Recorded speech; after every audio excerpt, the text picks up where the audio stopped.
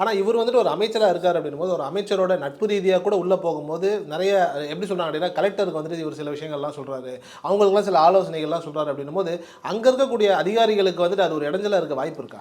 யார் உதயநிதி இது மாரி செல்வராஜ் அவர்கள் வந்துட்டு சில விஷயங்கள் சொன்னதாக ஊடகங்களில் வந்த செய்தி. இது எல்லாமே திட்டமிட்டு ஒரு காழ்ப்புணர்ச்சியோட பரப்பப்பட்ட வதந்தி.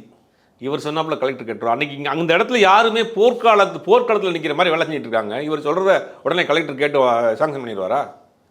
இவர் அந்த உதயநிதி கூட போகிற இடங்களில் சில இடங்களில் போய் நிற்கிறாரு. எப்படியாவது காப்பாற்றிட மாட்டோமா, ஏதாவது செஞ்சிருங்க கலெக்டரையா, நீங்கள் செஞ்சுருங்க, அமைச்சர் நீங்கள் செஞ்சுருங்க, ஏதாவது காப்பாற்றிருங்க, என் சொந்த பந்தம்லாம் தண்ணியில் நிற்கிது, என் நண்பர்லாம் தண்ணியில் நிற்கிறான், என் வீடு வாசல்லாம் போச்சு அப்படின்னு ஒரு பதட்டத்தில் என்ன செய்யறதெல்லாம் அங்கங்கே போகிறாப்புல. இதுக்கு ஒரு அடையாளம் படுத்துகிறாங்க பார்த்தீங்களா, ஒரு கட்சி அடையாளம். இவர் வந்து கலெக்டருக்கு உத்தரவு போட்டார், இவர் வந்து அங்கே இருக்கிற எம்எல்ஏ எம்பிக்கு உத்தரவு போட்டார். உத்தரவு போட்டாலும் கேட்கக்கூடிய இடத்துல திமுக இருக்கா? திமுக காரங்க செய்வாங்களா அது மாதிரி?